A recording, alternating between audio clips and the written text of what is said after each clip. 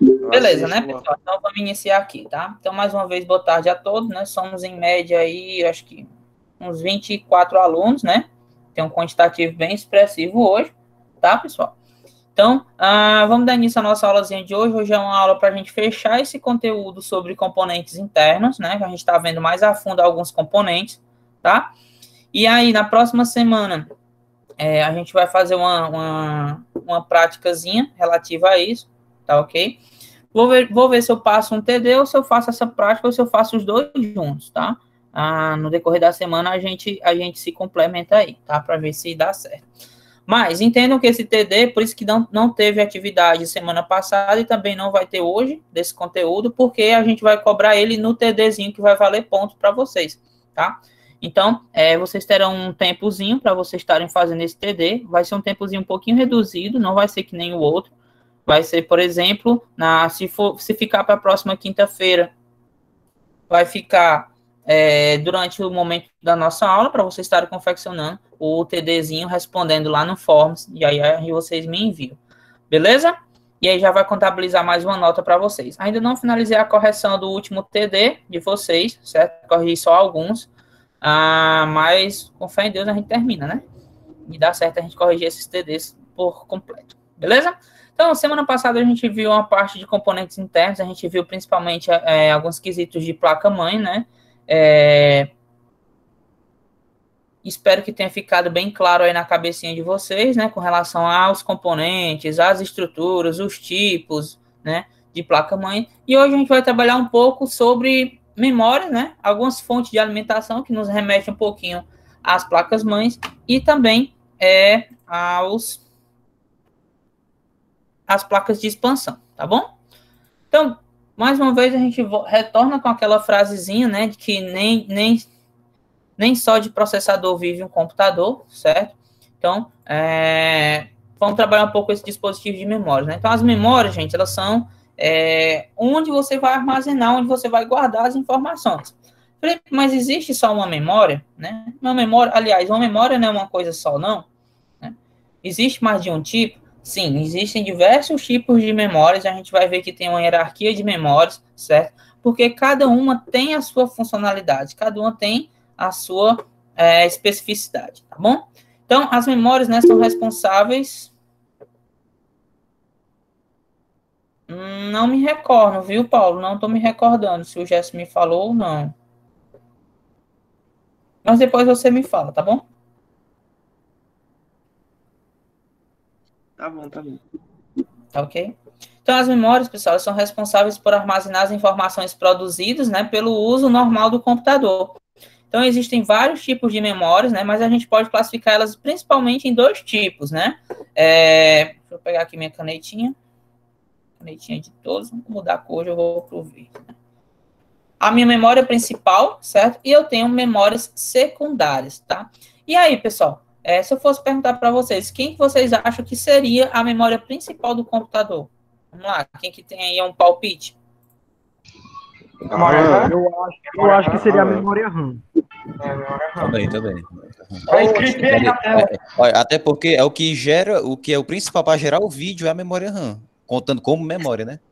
Essas perguntas que eu faço e coloco a resposta na tela são tudo sem fundamento, né? Cara, é muito difícil. Poxa vida, mas rapaz, te dizer uma Mas coisa, pelo menos dá pra ver se a gente tá prestando atenção no slide, né? Também tem isso, né, Vitor, né? Tem que ser mala, professor. Tem que ser mais esperto, né? Os caras aqui são bons demais, né? Então, memória principal, a gente pode dar o exemplo justamente da memória RAM, né? Que ela é uma memória que faz o auxílio ali na execução de tarefas por parte do processador, tá? Então, a cache também pode se constituir como memória principal juntamente com a ROM. A gente vai ver a diferença de cada uma, né? Já como memórias secundárias, a gente tem as memórias flash, né? Como pendrive, os discos rígidos, um SSD, discos óticos, entre outros, né? Discos óticos, pessoal, quem aqui? Agora não tem a resposta aí, não. Quem que me diz o que é um disco ótico? Que tipo de memória é essa? A memória do disquete, do DVD. Cuidado, do disquete é uma coisa, Então, disquete magnético, é? É, nem lembro mais. Eu sei que o do DVD é. DVD, Blu-ray. Exatamente, né? Então são os discos, né? CD, DVD, Blu-ray, né? Mas não encaixa aí o disquete, tá? Porque o disquete, ele é magnético. Beleza? O Marco anda na cabeça. Sim, senhor. A primeira memória, né? A ROM, Read Only Memory, né? Memória ROM. A memória ROM, pessoal, ela é uma memória apenas de leitura, certo? Ela já vem gravada de fábrica, dentro ali na placa-mãe, ela tem um chipzinho, estilo esse aí da imagem, que é soldado direto na placa, certo? E aí esse chipzinho é onde se guarda a memória ROM, que ela guarda alguns programinhas, né, alguns softwares que são necessários para a execução do computador, para fazer um teste de hardware, né? A nossa BIOS, né, que é a configuração ali juntamente com o setup, eles ficam dentro dessa memória ROM. O post, né, que faz essa verificação de hardware, também fica dentro da memória ROM. E aí aquela bateriazinha de 3 volts que a gente viu lá na placa-mãe, ela serve para alimentar justamente essa memóriazinha, né? Lançar ali uma carga de energia para poder alimentar essa memória, ok? Então, nelas são gravados firmwares, né? Que são programas que funcionam apenas nos hardwares e controlam as suas funções básicas, como essas que eu estava falando. Função de inicialização, certo? De configurações do hardware do computador, tá? Então, ela é uma memória bem básica, certo? Apenas de leitura, tá, pessoal? Gravem isso aqui, ó. Ela é uma memória apenas de leitura, tá? Ou seja, só quem faz a gravação dessa memória é a fábrica do computador, né? Ou um técnico especializado para poder... O que seria a leitura? Leitura é que ela só faz a consulta. Não é possível armazenar mais alguma informação dentro dela. Ela só utiliza a informação que ela já vem configurada de fábrica, entendeu?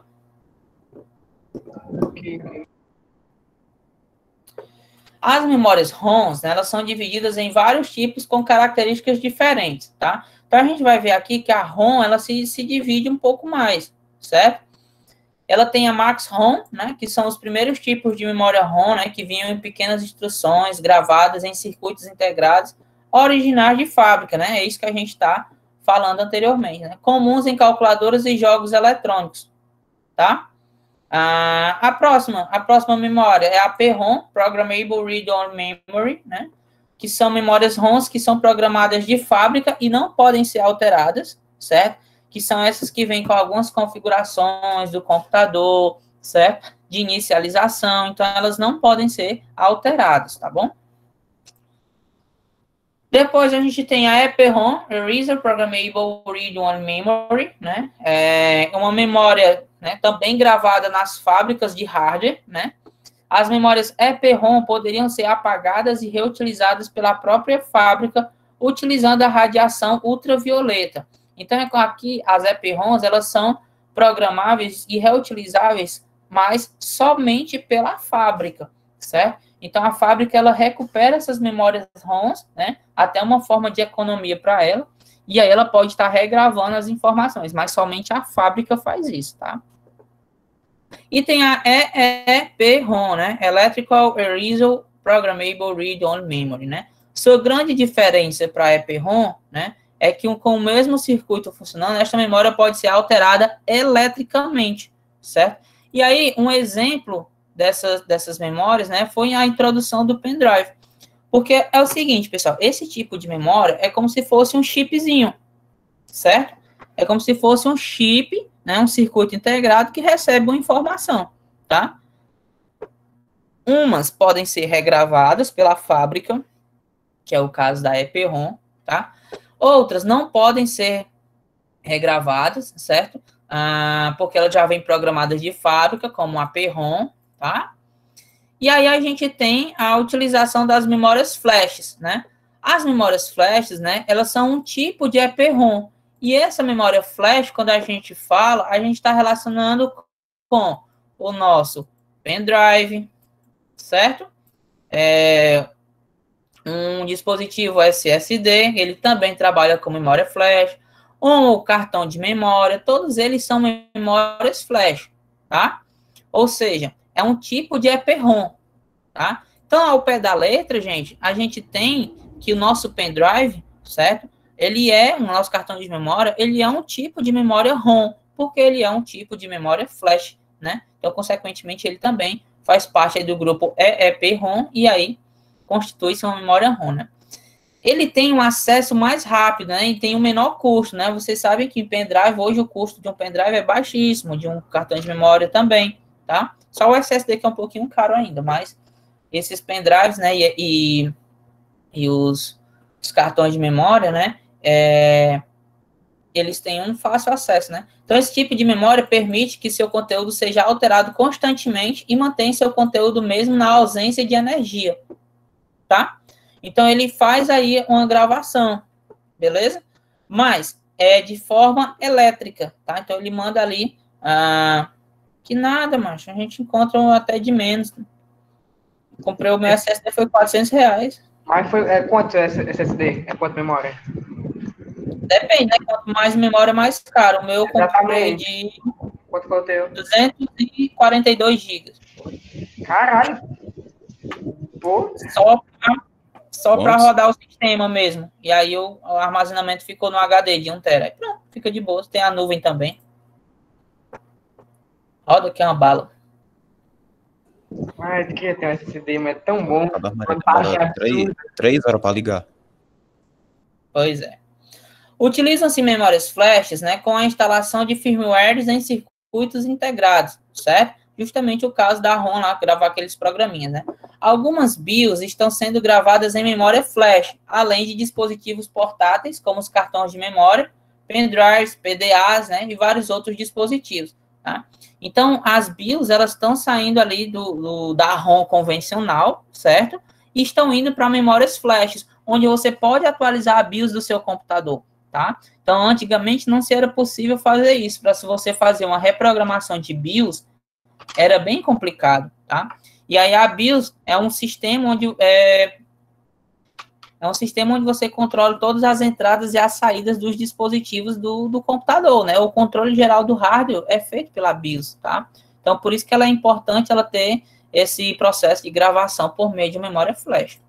Beleza, pessoal? Mancha, a primeira vez que eu entrei na BIOS, eu me caguei todo, meu pensando que eu ia destruir meu PC.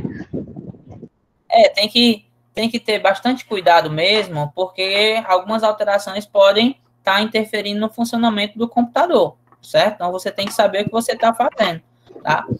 Tem uma galera que coloca senha na BIOS quando é fé, não lembra mais, e aí não tem como fazer nenhum tipo de alteração mais no computador, né?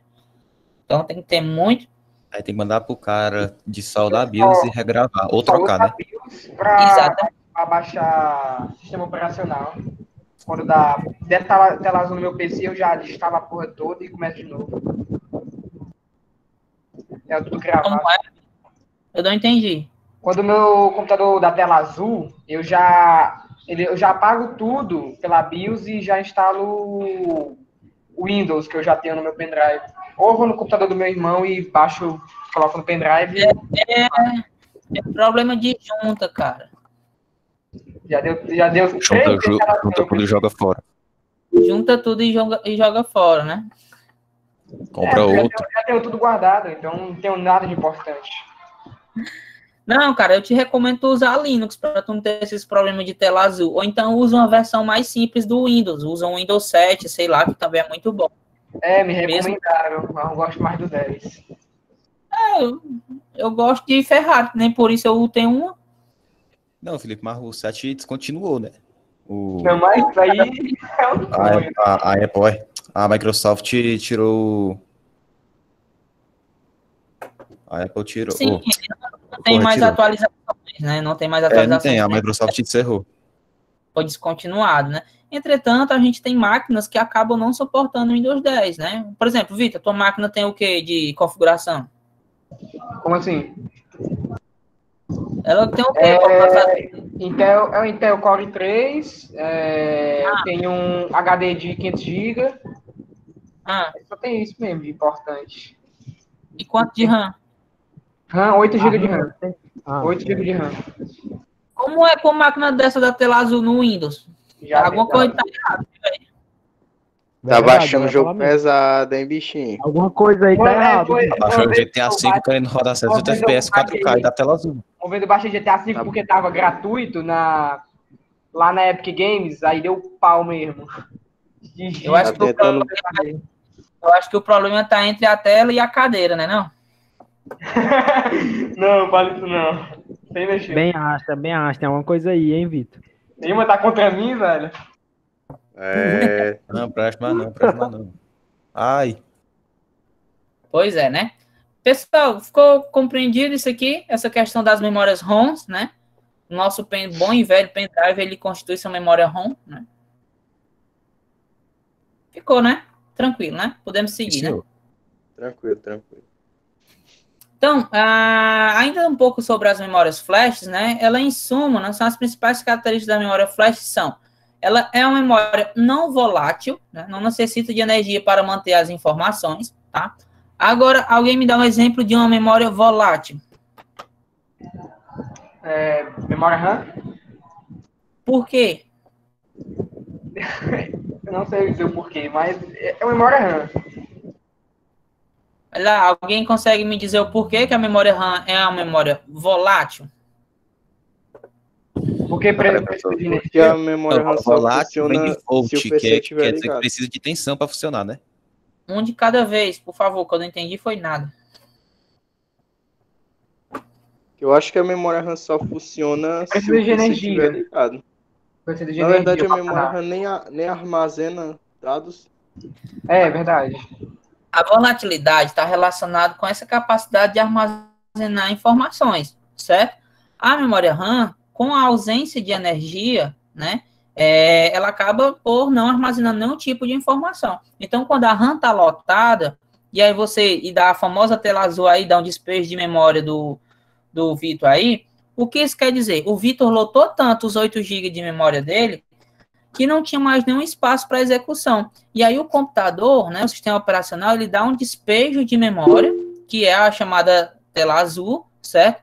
Para poder limpar essa memória. Então ele reinicia a máquina, ou seja, a memória deixou de ter energia, então ela ficou totalmente limpa e iniciou suas tarefas novamente, tá? Então volatilidade está relacionado com isso, né? Com a questão de poder, quando tiver ausência de energia, ela não consegue manter as informações, né? Mas a gente está falando de memória flash ainda, certo? E aí, ela tem uma característica que é rápido, né? A velocidade de tempo de acesso, a gente consegue fazer esse comparativo juntamente com o acesso de um HD, que é uma memória de disco, né? De disco magnético, com um SSD, que é uma memória, né? Utiliza-se circuitos, né? Então você consegue ter uma eficiência muito maior, tá? Então as flashes são memórias resistentes, né? Aguenta pressão, variação de temperatura e pode resistir até ao contato com água. Quem aqui nunca deixou um pendrivezinho dentro do short, a mãe lavou e quando é fé o pendrive estava bom do mesmo jeito, né? Eu já passei muito por isso, né? Por quê? O As cartão memórias de memória, professor, ele é flash também? é flash também. Essas memórias, elas têm uma segurança bem maior, né? Elas conseguem aguentar essa pressão. Se eu coloco um HD dentro d'água, ele não torna nunca mais na vida dele, né? Porque ali eu tenho um motor, eu tenho uma cabeça de leitura, né? Se for violado o HD, né? Eu vou ter ali, eu vou tirar o vácuo de dentro daquele sistema, então pode ter componentes de poeira, qualquer coisa vai interferir, né? Então o HD ele é uma peça muito sensível, né? Coisa que o SSD já não tem mais aliás, desculpa, coisa que as memórias flash, né, não tem essa preocupação, né? Elas aguentam a pressão mesmo, né? Outra coisa, consomem pouca energia em sua utilização, né? Então o HD, pessoal, por isso que a gente tem muito problema no Windows 10, quando a gente vai ver, tá lá o disco no 100%, né? Discozão lá voado, HD trincando, puxando muita energia, certo? Puxando muita energia mesmo, tá? E aí, quando você vai ver, é só o HD que tá dando problema, né? Então, ele consome muita energia, porque ele tem que girar o motorzinho para girar o disco, tem que ter outro motor para controlar a cabeça de leitura. Enfim, pessoal, é uma engenharia muito grande, né? E isso tem um alto custo de energia, né? com relação a memórias flash, né? Outra coisa, ocupam bem menos espaço que outros tipos de memórias, né, não voláteis, tá?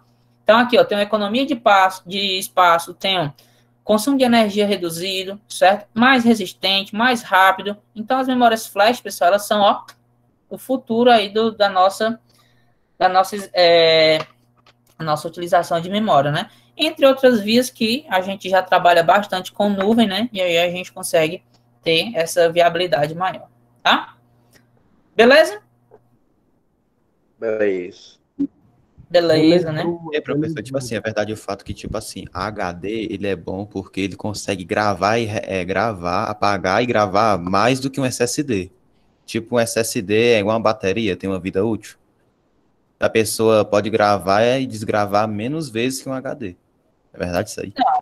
Não, né? Não é por aí, sabe? Você pode fazer isso no SSD também, né? A questão do HD, né, é porque ele tem a possibilidade de trabalhar com a fragmentação, certo? E aí isso aí vai melhorando ele com o tempo, mas o HD também tem uma vida útil, né? E a principal vantagem do HD ainda, né, em cima do SSD, é só sobre a quantidade de armazenamento. Então, eu tenho um HD aí de 1 tera, 2 teras, né?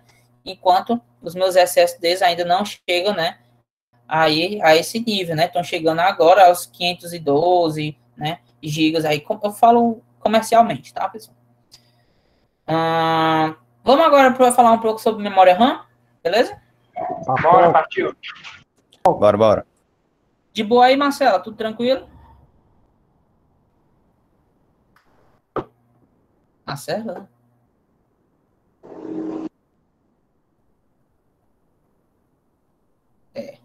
Beleza.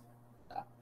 Então, as memórias RAMs, né? A memória de acesso aleatório, né? Ou Random Access Memory, né?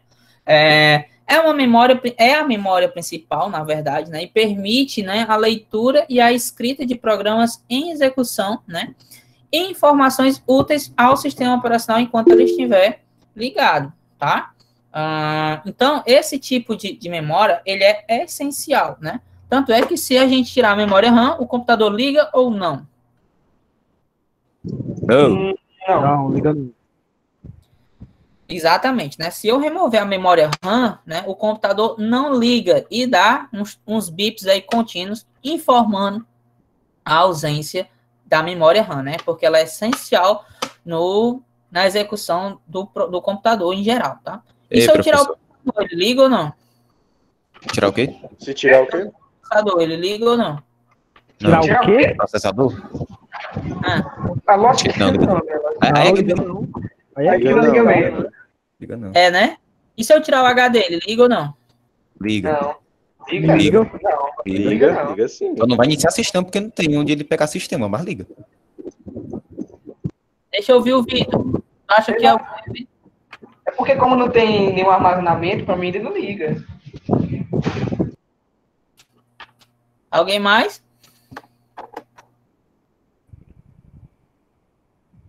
Liga. Só não tem nada lá, mas liga. Exatamente. Aí pondo aí o Leão e o Mário acertaram. Ele liga, né? Só não tem nada. Não tem sistema operacional, né? Então, fica de olho aí, viu, Vitor? E a galera que achou que o bicho ligasse, né? E com a placa de rede, ele liga ou não?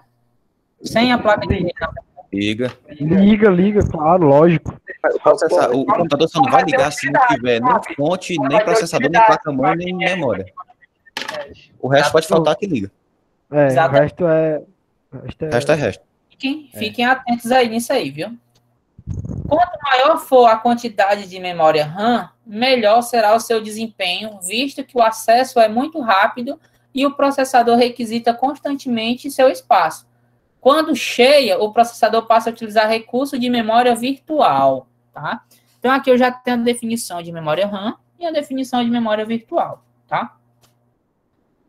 Quando a minha memória RAM está lotada, vamos supor que ela é de 2 GB, ela lotou, completou, né? Encheu até o talo.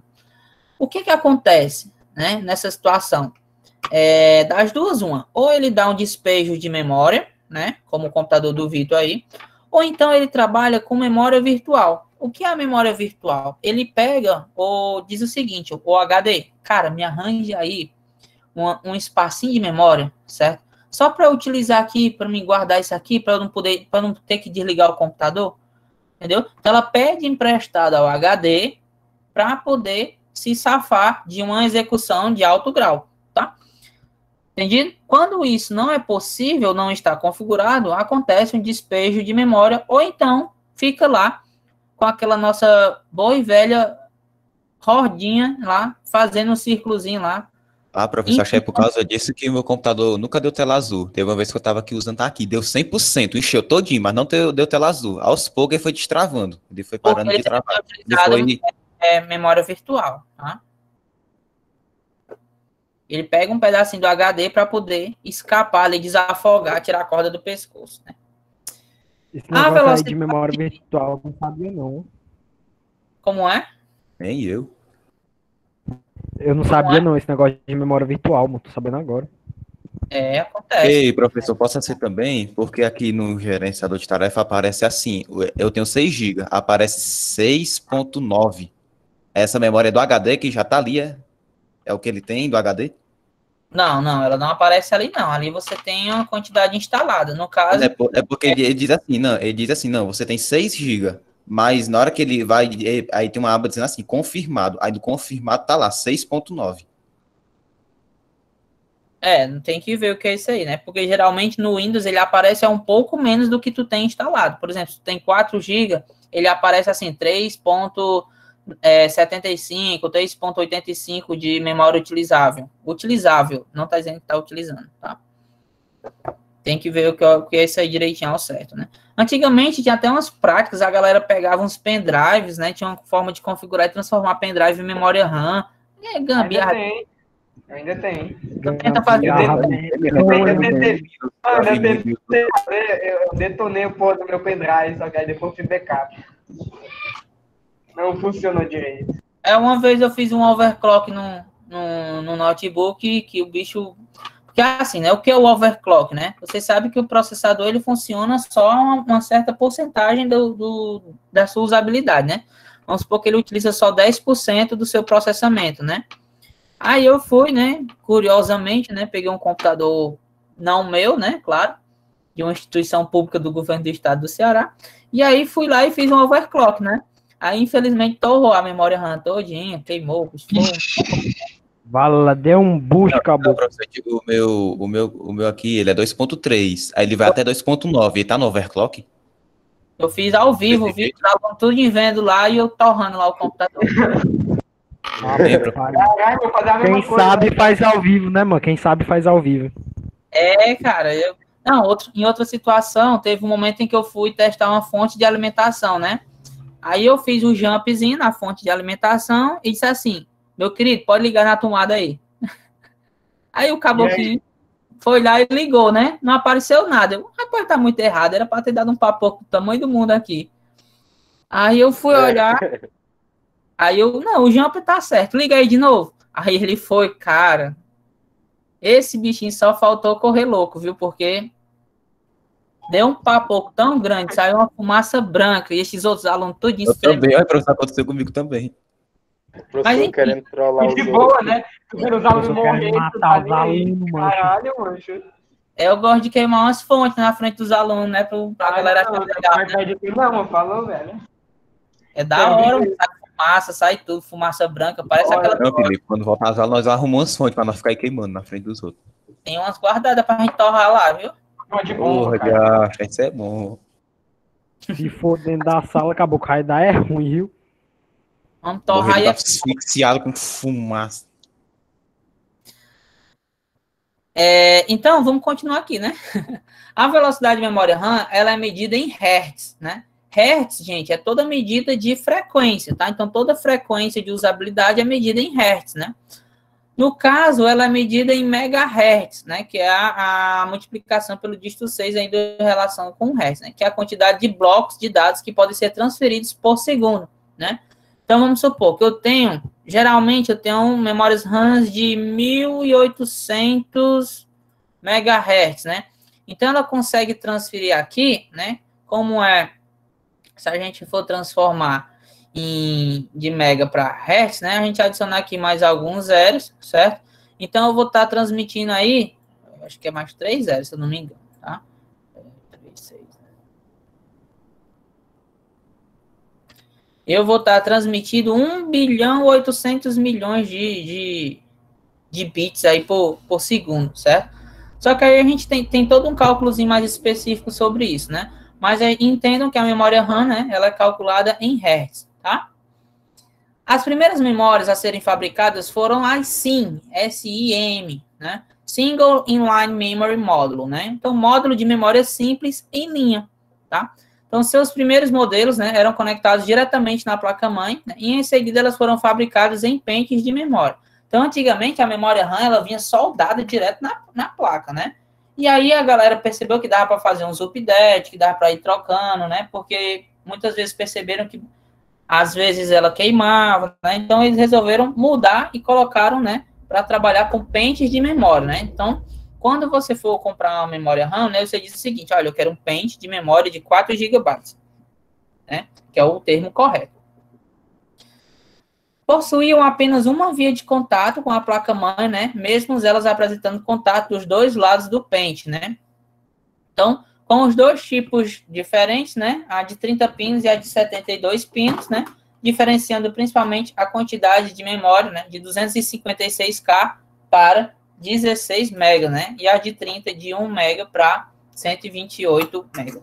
Olha aí, pessoal, a diferença.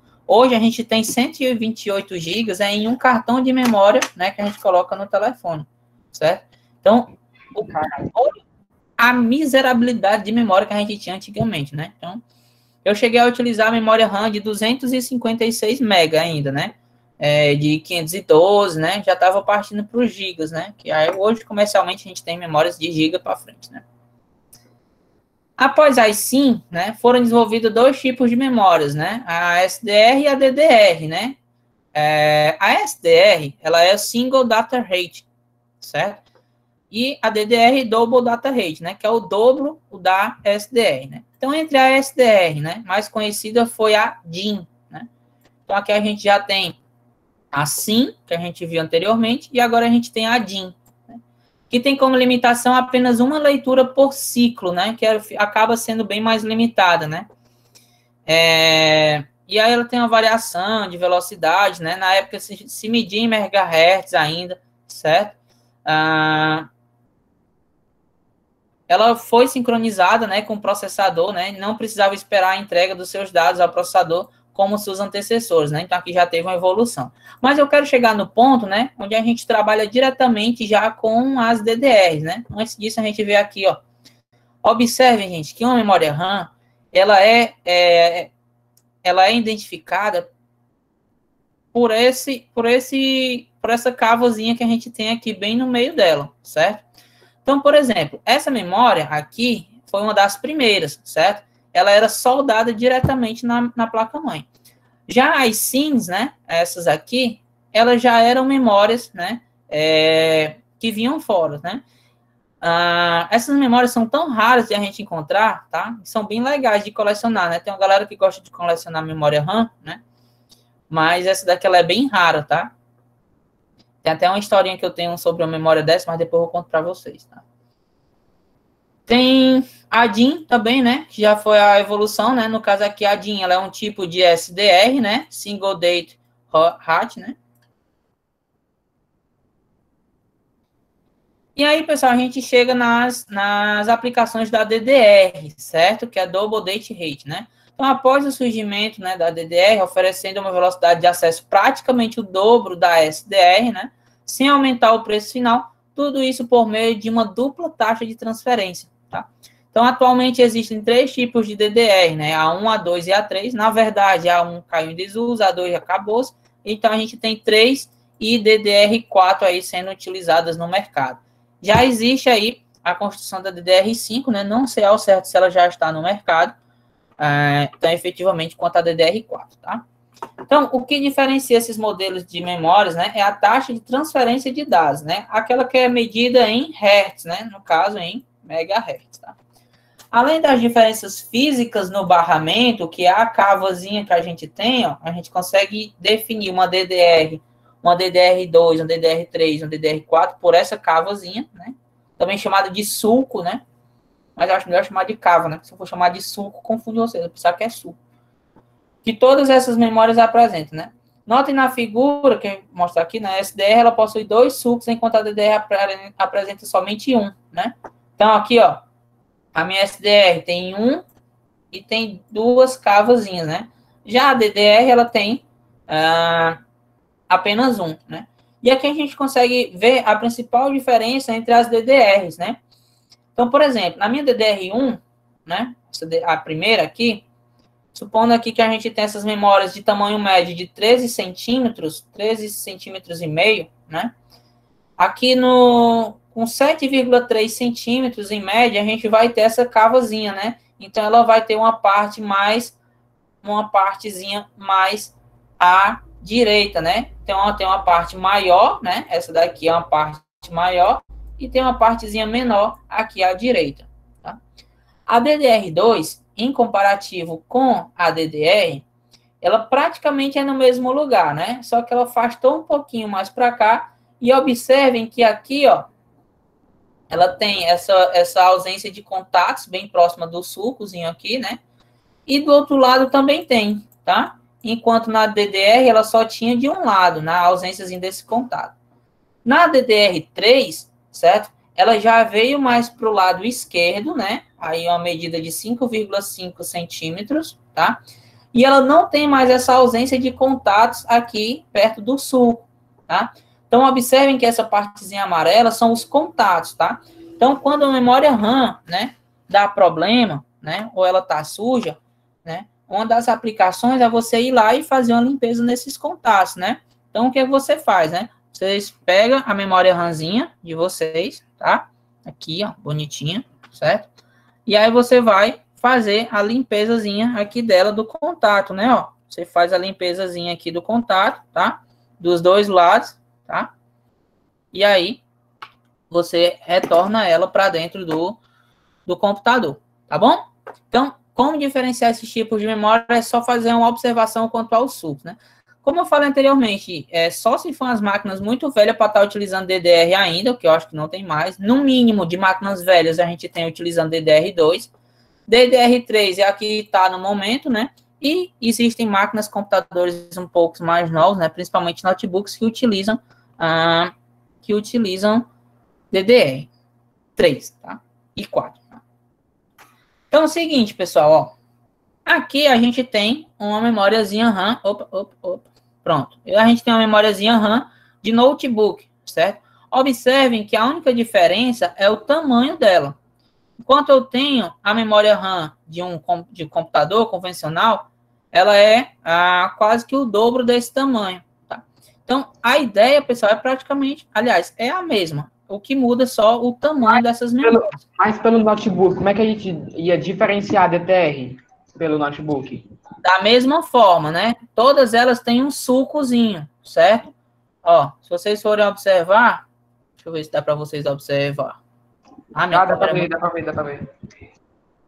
Pronto, tem um sulcozinho bem aqui, ó, certo? Onde você faz a diferenciação dela, tá? Essa qual DTR? Como é? Qual é essa DTR? Essa aqui é uma DDR2. Ah, não podia ter olhado, não. Você tinha que saber. Olhar aí pelo suco. Suco de quê, mas? Deixa eu pegar uma DDR, deixa eu pegar uma de notebook aqui para vocês, de computador para vocês verem. Tira aí do teu. O de ligar o computador, né? Não, tira ligado mesmo. Aí esse Victor aí.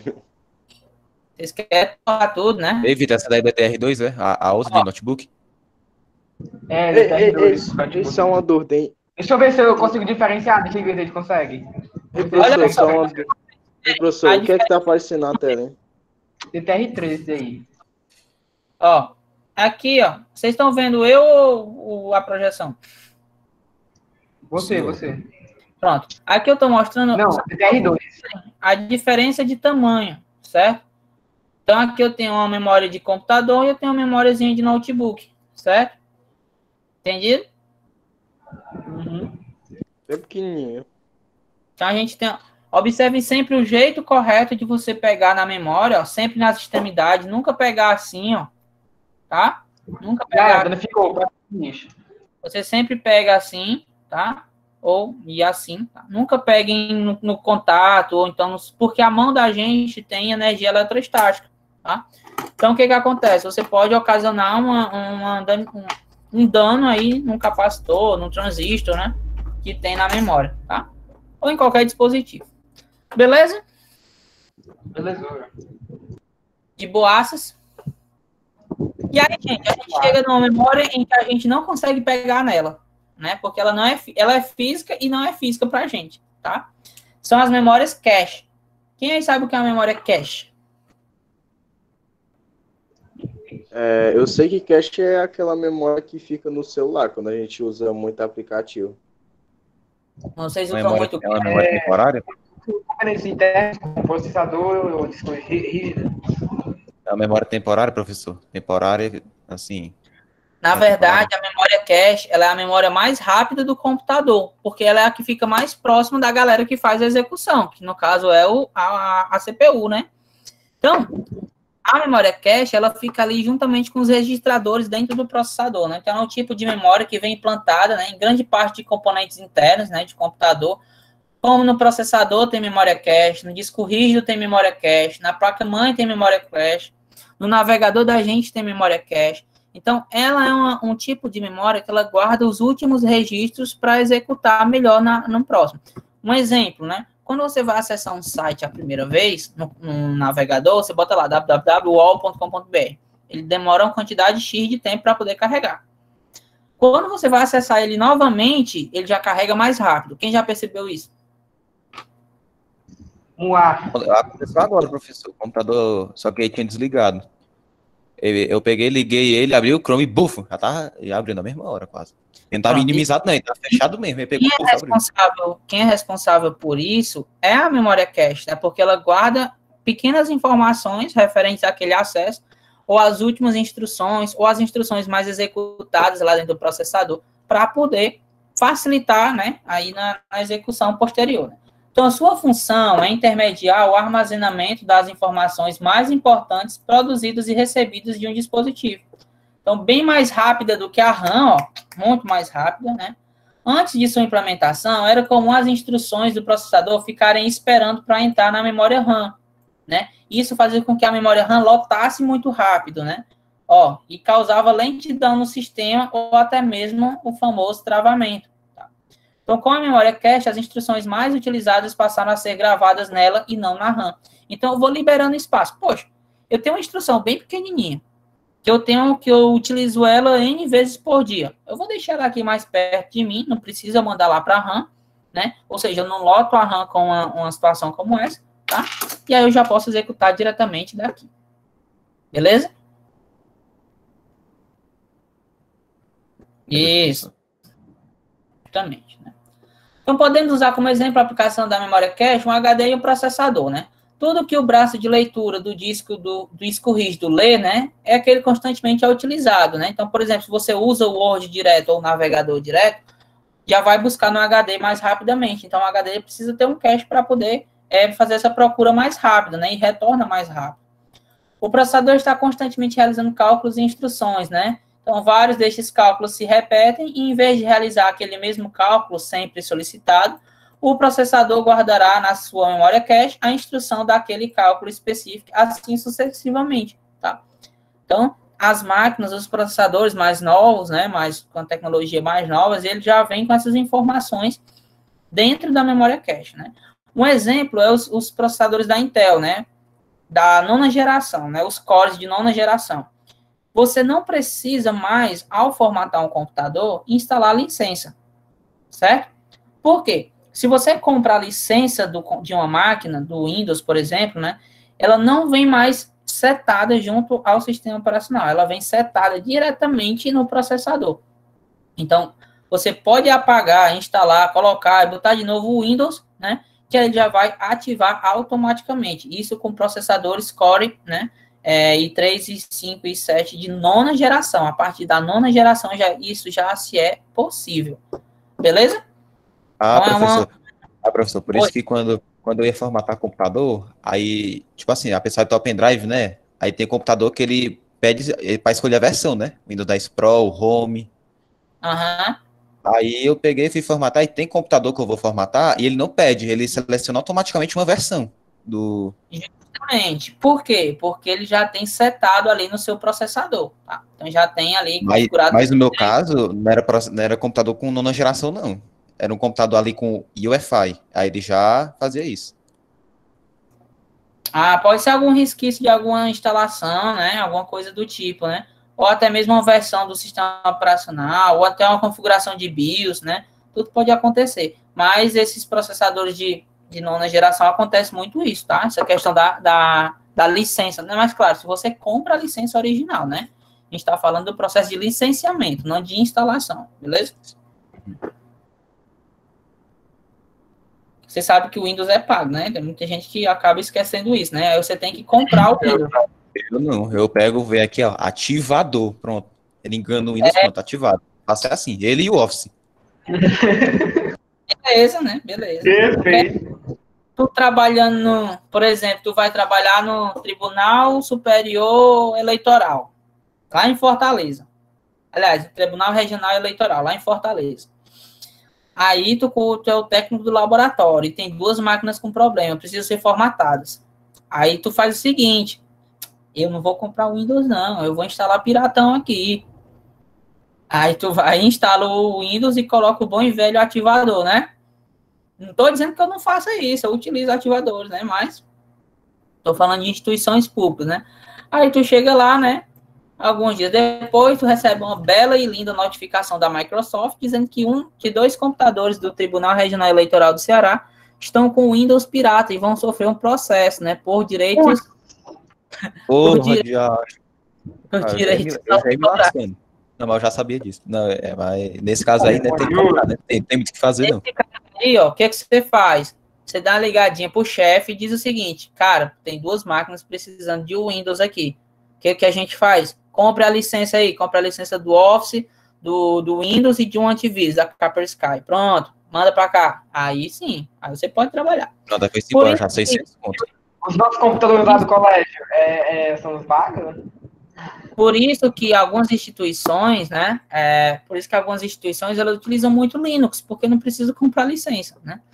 Lá na escola a gente tem um laboratório todo de Linux, né, que é e o outro laboratório a gente tem máquinas licenciadas com Windows, certo? O governo pagou por aquelas licenças Windows, entendeu? E professor, e aquelas máquinas não, é tipo assim, é só uma licença, né, que precisa? Basta uma. Não precisa comprar 10 computadores, 10 licenças, não. Entendeu? Show? Eu também lembro, professor. Show. Eu lembro que o senhor tinha dito que quando fosse tipo, para uso pessoal da pessoa, a coisa da Windows, né? Não se importava em deixar, né? Porque tem muita gente que não tem condição de pagar. Mas quando é para a empresa, eles ficam em cima dando o processo, né? Certeza, né? Mas a recomendação é que seja tudo legal, tá? A gente vai seguir para os trâmites legais, tá bom? Então, por exemplo, hoje, na verdade, quando eu comprei meu computador, né, eu disse assim, não, vou lá pagar R$150 por uma licença Windows. É o que mais diferença do computador, né? Aí, não quer pagar 150 no licença, macho. Ah, louco, prefiro colocar Linux que pagar isso aí tudo. Eu tava gastando quase 4 mil, eu tava me miserando já lá para ver se eu ganhava R$100 de desconto. Eu, não, vou comprar Linux e aí eu mesmo instalo o Windows depois. Só que eu me arrependi de ter feito isso, porque o pirata não é que nem o original, certo? Por quê? O Windows, quando você vê ele original na máquina, parece que ele tem uma vida útil maior, tem uma durabilidade maior, né? E o pirata não. Eu na minha cabeça, eu acho que a Microsoft faz liberar os piratas no meio do mundo aí, para poder disseminar o Windows, né? Sempre foi assim, na verdade, né? Mas funcional e de excelência como o original, né? Ainda acredito, não consegui ver ainda, tá bom? Mas vamos seguindo, né? Ainda sobre a memória cache, tá, pessoal? A gente tem ela em 3 níveis, né? Level 1, Level 2 e Level 3, né? No nível 1, né, que é o mais antigo de cache, né, para processadores no início, né, eram colocados fora do processador, na placa-mãe, depois foram colocados para dentro, né? Então, é a memória lá mais extensa, né? O L1, por ser pequeno e limitado, né, desenvolveu-se o L2, sendo esse bem maior que o L1, tá? Por questão de economia, foram colocados fora do processador também. O L3 já é um nível mais lento, porém, ainda mais rápido do que a memória RAM, tá? E aí já foram setados diretamente dentro do processador com a evolução, tá ok? Então, eu tenho o nível 1, nível 2 e nível 3, tá? Como as subdivisões das memórias cache. Então, aqui a gente tem a sequência, ó, level 1, level 2 e level 3, tá? L1, aqui a L2 e aqui a L3. Aqui eu tenho o nosso processador, tá? Aqui constitui a nossa memória cache, a nossa memória RAM, e depois vem as demais, como HD e tudo mais, SSD. E aí a gente chega no HDzinho, né? Vamos trabalhar um pouco sobre o HD, né? Unidade de disco, né? Que acumula maior quantidade de informações, maior que a RAM, né? E maior que a memória cache e que a memória flash, porém, o mais lentão de todos, né? Então, é um tipo de memória não volátil, né? Que armazena suas informações magneticamente em disco, né? Possui um baixo de leitura, né? Que desliza muito próximo aos pratos, que é o discozinho, né? Do HD, tá? Escrevendo informações magnéticas, né? À medida que os pratos giram, né, em velocidades que variam a 3.600 rotações, né? Em modelos mais antigos, e até 15.000 rotações por minuto nos modelos mais modernos, né? Então, atualmente, a gente tem a galera aí rodando de 5.400 a 7.200 rotações por minuto. Tem uns bonzão aí de 15.000 rotação, certo? Então, tem vários tipos de modelo. Por isso que é interessante, quando você vai comprar um HD, você também verificar essa velocidade de rotação aqui também, tá? Ó, então, o HD, ele é assim, tá, pessoal? Eles têm um discozinho, certo? Observem aqui, ó, eu tenho um disco. Nesse disco eu tenho essa cabeçazinha aqui de leitura, ó, certo? Onde ele faz a verificação, a leitura e a escrita. E esse redondinho aqui no meio é um motorzinho que faz o disco girar, tá? Beleza? E aqui eu tenho a parte de placa, né, que faz toda essa gestão desse sistema, tá? As interfaces mais conhecidas são SC, SC, SI, né? E aí a gente tem o SATA, né, que é o Serial ATA, tá? E aí a gente tem a sequência dele, que vê o Solid Disk, né, que é o nosso SSD. Então aqui, pessoal, tem uma piramidezinha que a gente consegue entender como é a aplicabilidade das memórias dentro de um sistema computacional, né? Relacionando, ó, velocidade e custo com capacidade de armazenamento, tá? Então, observem aqui, ó.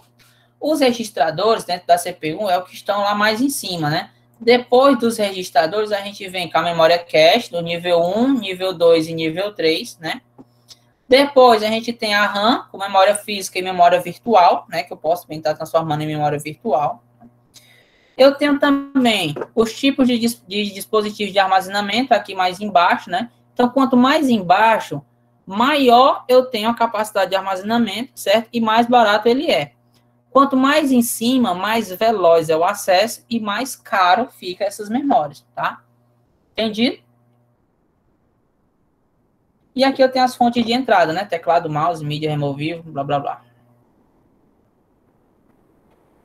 E professor? Tipo assim, professor, tipo assim, tinha HD que teve uma vez que eu abri um HD, aí eu já vi outros, né?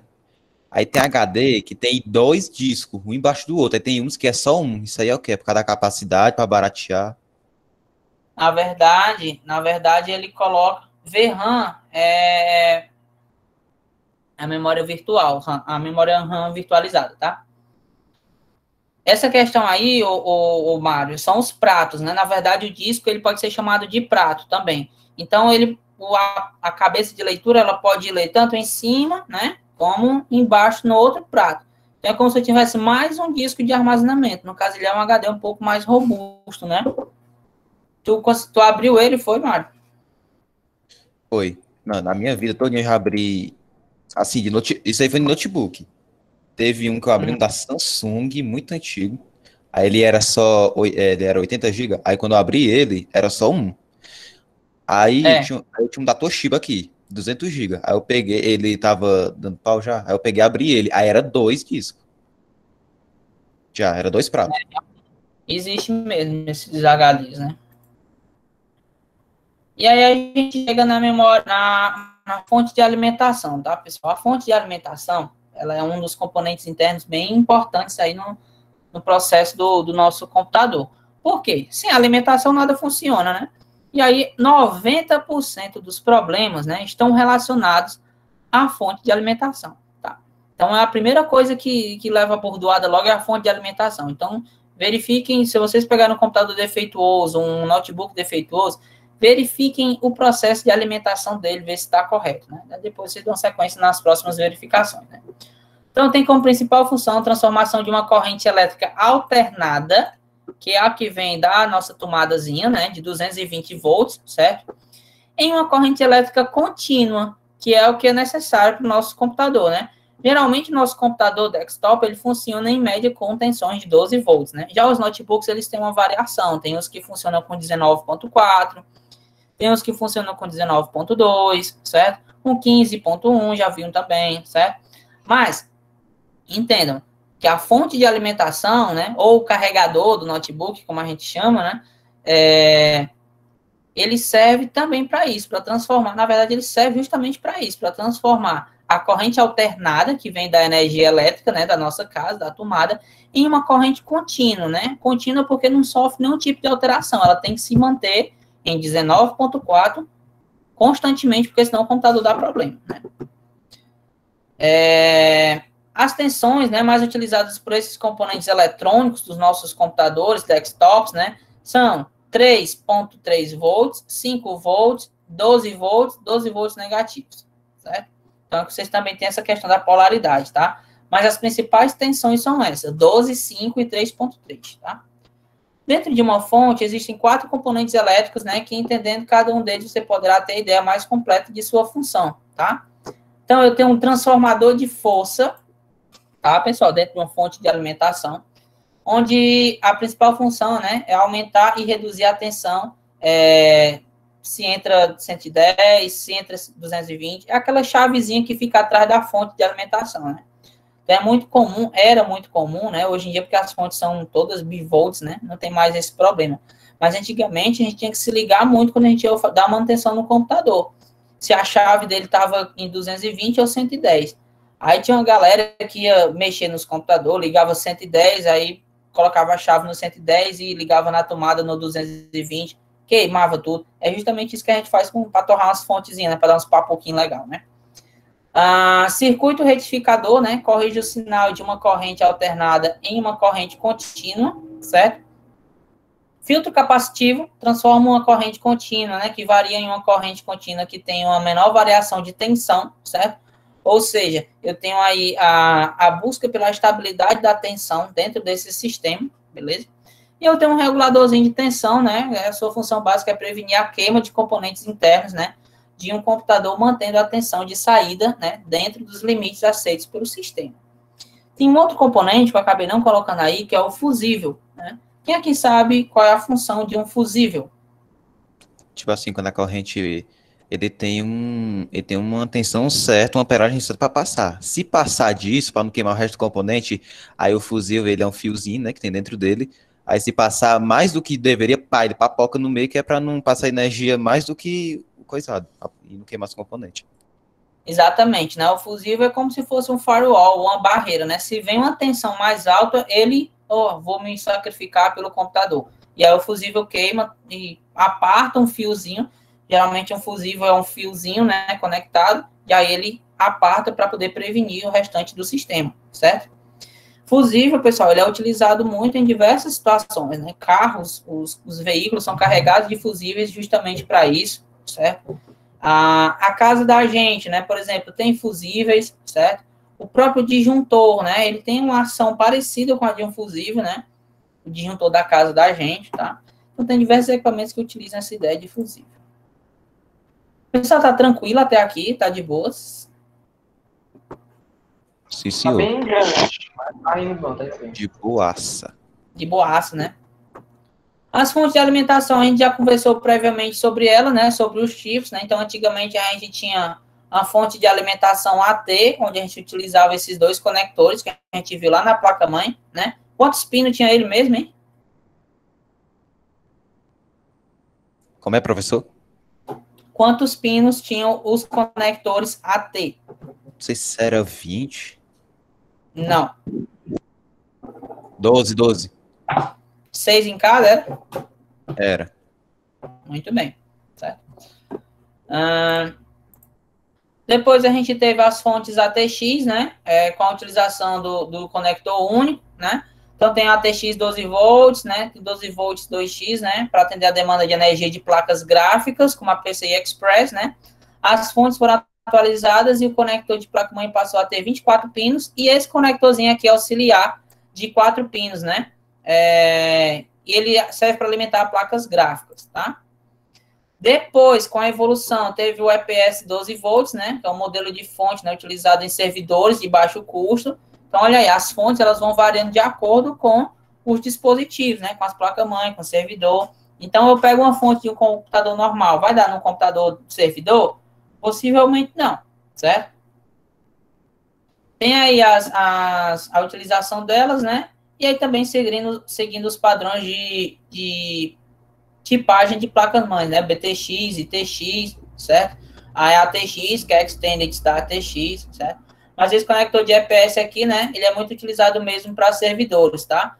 Mas não esqueça, pessoal, esse conector auxiliar de 4 pinos, ele é destinado, né, para processamento gráfico, né? Para alimentar as placas gráficas oriundas da PCI Express. Beleza?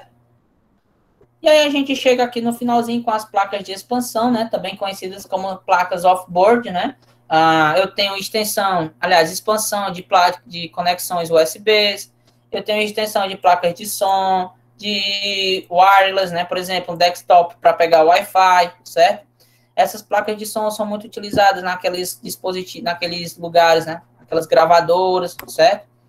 Placa de vídeo, né? Para a galerinha que gosta de jogar, certo? Placa de rede, caso a sua porta Ethernet sofra um raio e caia um raio na rede do poste, né, e acabe chegando e queimando a sua placa de rede. Você pode adicionar aqui uma off-board, tá, pessoal? Felipe, dá para adicionar alguma placa de expansão em um notebook? Aliás, eu faço a pergunta para vocês. Dá para adicionar alguma placa de expansão em um notebook? Tá. Onde? No computador, não é todo notebook que tem, mas tem uns que tem a mini PCI Express. Aí eu já vi os caras comprando, aí os caras falam o quê? Os caras desmontam o computador, arrumam a fonte, conecta ali na entrada da mini PCI Express, aí pega e liga num PCI grande. A pessoa vai lá, liga sua GTX 1080 Ti, aí pronto, dá para botar ali uma placazinha de vídeo externa. É uma gambiarra, mas é isso mesmo, dá para fazer. Tudo é possível. Realmente dá para a gente adicionar a PCI Express também na Mini, no caso, né? PCI Express Mini no notebook, né? Então você pode estar adicionando uma placa de rede externa ou uma placa de Wi-Fi melhor, certo? Tem umas placazinhas para a gente identificar erro de placa-mãe, também dá para utilizar a PCI Mini, certo? Mas ainda assim, existem outras placas de expansão que a gente pode estar utilizando, além da PCI Mini. Eu não sei. Não, professor, eu só conheço a Mini PCI Express, mas se eu não me engano, antigamente tinha uma chamada Express Card, alguma coisa assim, que era um cartão que a pessoa botava. Se eu não me engano, era assim? Era? Tinha também. Mas eu quero saber outra porta que a gente utiliza para colocar placas expansivas. Rapaz, só conheço essas duas, ó. E o M2? A entrada é verdade, o M2, tinha me esquecido, M2. Isso, a M2, eu não coloquei no slide, mas tem uma entrada chamada M2, certo? Onde você pode adicionar um tipo de SSD, tá? Porque o SSD ele pode ser de duas formas. Ou ele utiliza o SATA, né? As portas SATA, né? Para alimentação e para transferência de dados. Ou o SSD você utiliza a porta M2, né? Que é uma expansão geralmente aplicada em notebooks, né? No meu caso aqui do meu computador, eu coloquei um SSD na porta M2, né? Porque a SATA já tinha o HD, tá? E aí eu acabei conseguindo manter os dois. Mas fica aí essa dica para vocês que, além das PCIs Express, né, nos desktops, Nos notebooks tem as PCIs minis e também tem as portas M2, tá bom? Voltados para essas placas de expansão. Placa de vídeo, né? Vamos lá, um dos meninos que gosta de jogo aí. Me explica o que é uma placa de vídeo. E explica pra galera. Bom, É a mesmo eu parte do jogando, computador que serve não para eu tenho rodar uma as placa de coisas vídeo. melhor. Um de cada vez, né? Mas, professor, pode explicar? Pode explicar, à vontade. É que nem um processador, bem dizer. Ele roda Não, as professor, coisas. não, professor, é que tipo assim, como o computador ele usa, se a pessoa não usa placa de vídeo, né? Ele auxilia ali, pega a memória da memória RAM, pega do processamento do processador. Aí a placa de vídeo, ele é um negócio ali separado, tem um negócio só para ele. Então a placa de vídeo tem um chip só dele, tem as memórias só dele, que é para ele não ficar dependendo do resto do computador. Porque a integrada depende, né? A offboard, né? A externa, aí já tem as coisas só dele. É uma chamada de GPU, né? Graphics Processing Unit, né? Unidade gráfica de processamento, né? Então, todo computador, pessoal, ele vem de lei com uma placa gráfica para você poder ter acesso ao vídeo, né? Para gerar imagens. Entretanto, essas placas gráficas, né? Elas não têm uma efetividade tão boa, né? E aí, o que se acontece? A galera compra muito placas de vídeo off-board, né? Para poder rodar ali muitas coisas, né? Então, por exemplo, eu posso pegar um computador convencional e adicionar a ele 6 placas de vídeo. Posso fazer isso? Tranquilamente. Por quê? Eu posso trabalhar com mineração de dados. Então, quando eu minero uma máquina de mineradora, né? Uma máquina de computação para mineração de dados, o que acontece?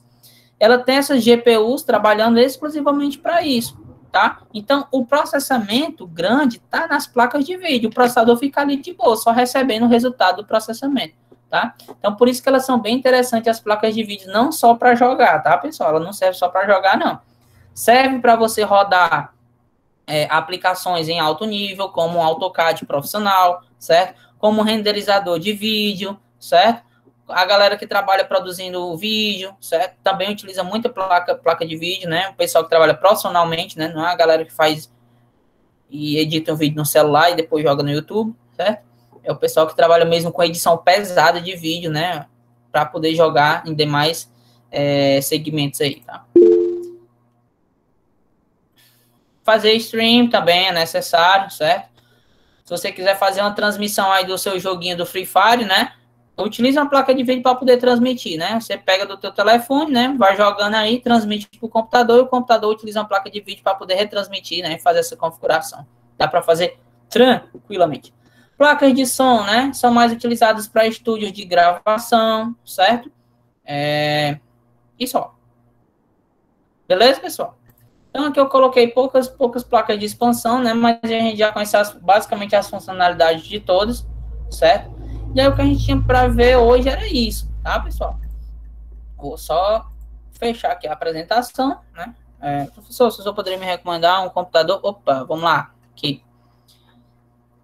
Entra num ponto bem interessante, certo, Marcelo? Você diz assim, ó, professor, você poderia me recomendar um computador bom para estudar e que seja barato? Qual a sua opinião? Minha opinião é que o computador hoje está muito caro, né? Há uns 2 anos, 3 anos atrás, a gente já tinha um preço mais em conta. Hoje, os computadores, eles subiram bastante, certo? E aí, até uma parte da disciplina que a gente vai ver ainda um pouco é sobre o usuário. Você tem que entender o que é o usuário. Quando a Marcela diz o seguinte, eu quero para estudar. Então, eu vou recomendar para ela um Core i7 com 4 GB de RAM, ou com 4 GB de placa de vídeo, com 8 GB de RAM, com 1 TB de HD? Vai estudar, caralho. Não. Tá. Eu pensei que ele falou que... Vai minerar, é? Não precisa. Tá querendo estudar ou rodar Fortnite? Pois não é? No caso dela, ali um Celeron 4 GB de RAM, né? Tá bom demais, né? Então, um computador tranquilo para Marcela seria justamente esse que o Mário está falando. Um Celeron, que ainda tem fabricando, né? Alguns processadores, certo? Ou então um Core i3, né? Que já é um pouquinho mais melhor, né? Como diz a galera. Com seus 4 GB de RAM, né? Um HDzinho ali de 500, já é tranquilamente. Já dá para você instalar teu Windows e trabalhar só para estudo, né? E aí vai a questão de marca, né? Se a gente for ver as marcas com maior poder aquisitivo, vem quem? Os computadores mais caros, vem da Apple, tem algumas versões da Dell, que são muito caras também, né? E aí vem descendo aí para alguns dispositivos como a Lenovo, né? Que tem uma galera mais popular, certo? Positivo, tá? Positivo menos roda alguma coisa. Tem placa de vídeo integrada? Certo? Tem computadores que vêm com placa de vídeo integrada. No caso, prioritariamente notebooks, certo? Mas aí tem que fazer todo... Ele vem com as duas placas de vídeo, né? Na verdade, vem com... Por exemplo, ele tira esse exemplo meu, né? O meu, ele vem com Intel Graphics 6000 e vem com uma GTX de 2 GB, tá? Integrado na máquina, entendeu? Dá para vir integrado, sim. Não necessariamente é só off-board. Beleza? Alguma dúvida, gente, sobre esse conteúdo? Gostaram? Não, e sim, gostei. Gostou, minha amiga Tainá? Tá aí? É máximo. Sim, Quando professor, goste. tô aqui. Deu para entender, Tainá? Sim. Pronto, né? Então, o que a gente vai fazer, galera? A gente tem aí mais uma quantidadezinha de encontros, como eu estava falando para vocês, certo? Então, tem mais 1, 2, 3, 4, 5, 6, 7 encontros, certo? Então, na próxima semana, eu vou pedir que vocês estudem tanto o material da aula de hoje quanto o material da aula da semana passada para a gente fazer um TDzinho rapidinho lá no Forms na aula da semana que vem. Pode ser? Combinado? Beleza, beleza. Beleza. Tá? Obrigado, professor. Gente, vocês têm uma quantidade de galera que tem computador, né? Eu vou verificar uma forma da gente fazer meio que uma avaliação prática para a gente poder estar sanando, tá? As notas de vocês. Outra coisa, tem um simuladorzinho que eu tenho, certo? Que é da Intel, né? Os meninos já conhecem aí, né? Alguns já conhecem. Que é bem interessante para vocês treinarem, né? Sobre conhecimentos. Então, na próxima aula, a gente vai começar a trabalhar com alguns defeitos, né? Entender quais são alguns defeitos para partir para a parte de manutenção mesmo, certo? A parte teórica da manutenção, tá? Então, quem tiver acesso aí a computador, dá um toque que eu vou passar esse simulador para o Vitor e o Vitor vai distribuir para quem tiver computador. E para quem não tem computador, eu vou ver uma forma, tá? Para vocês treinarem essas questões, tá bom? Acho que tem se eu não me engano, eu vi um aplicativozinho que dá para a gente fazer isso, tá? Então, vamos fechar por hoje, pessoal? Alguma dúvida?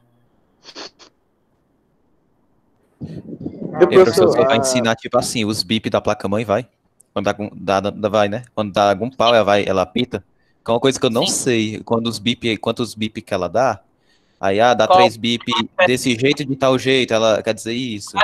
Varia de acordo de cada computador, né? Mas a gente vai dar uns bisus aqui sobre os mais comuns, né? Que é o de memória RAM, que é o de processador, que tem uns que acendem luz também, não é só bip, né? Tem alguns computadores Dell que eles não têm bip, eles acendem as luzes, né? A luz fica piscando, né? Então, a gente tem alguns códigos de defeitos, tá?